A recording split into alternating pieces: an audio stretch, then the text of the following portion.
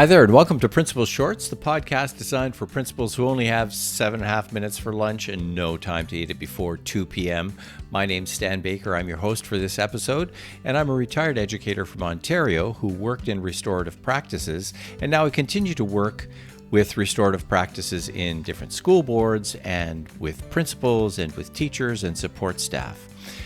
This podcast is designed to present a principal problem of practice and then give you a few very practical suggestions that will make your day a little bit easier.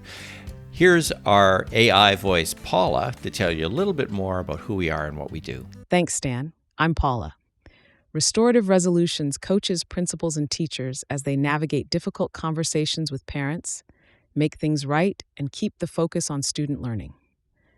The principal's problem of practice is: how can restorative conversations in the office help students repair relationships instead of simply assigning consequences? We've spent some time this past school year working with a school board, the Northwest Catholic District School Board, and our guest this episode is Jaime Fenton, a vice principal. Rather than treating discipline as simply having to serve a consequence, Jaime demonstrates how restorative practices actually focuses on repairing the harm, rebuilding the trust between a couple of students, and helps them to move forward together.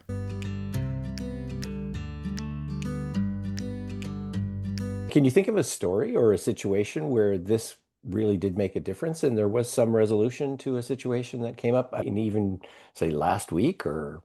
I think last week we had two students who got into a physical fight in the court. It was quite aggressive. They're not students that normally get into a fight. One of them, I think, a bit more hands-on than the other, but coming into the office is new to both of them. Their day, of course, they stopped their day and we had a good chat and I found out what was going on. And again, I think I had mentioned this, the one kid felt excluded and that's why he went after the other kid. And the other kid felt like the other child was cheating. And so they had an opportunity to come together in the office and talk to each other. And part of their discipline was they would miss their recess, but they spent the recess together and they had lunch together and we chatted together and we talked about their feelings and what they were going through.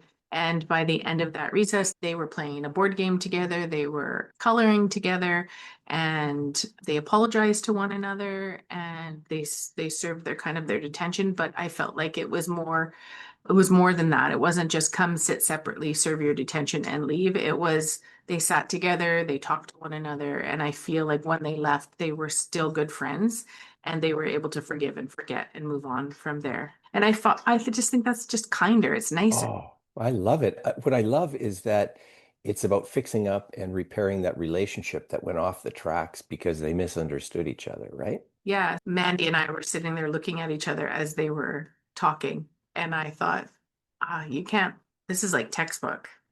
This is wonderful.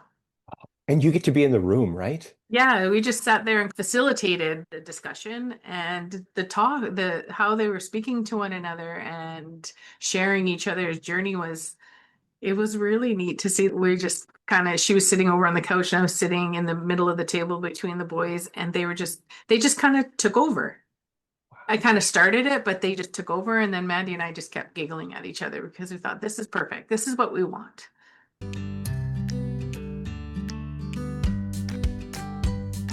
This story is a great one because as the conversation unfolds, the real causes of the fight emerge: feelings of exclusion and perceived unfairness. And the conversation highlights the importance of understanding the emotions before determining solutions. So here's practice number 1.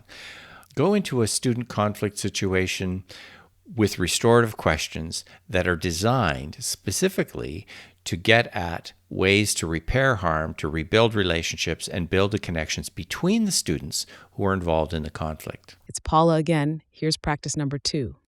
Be the facilitator, not the judge, by the questions you ask. The students still experience accountability by missing recess, but the consequence becomes meaningful because it includes reflection, dialogue, and relationship repair. Accountability and compassion work together rather than in opposition. Want to find out more about the training that we've done with the school board and about these restorative questions that could help you as students come into conflict in your school? Send me an email to stan@restorative.ca. And don't forget, take that full 7.5 minutes for lunch because you deserve it.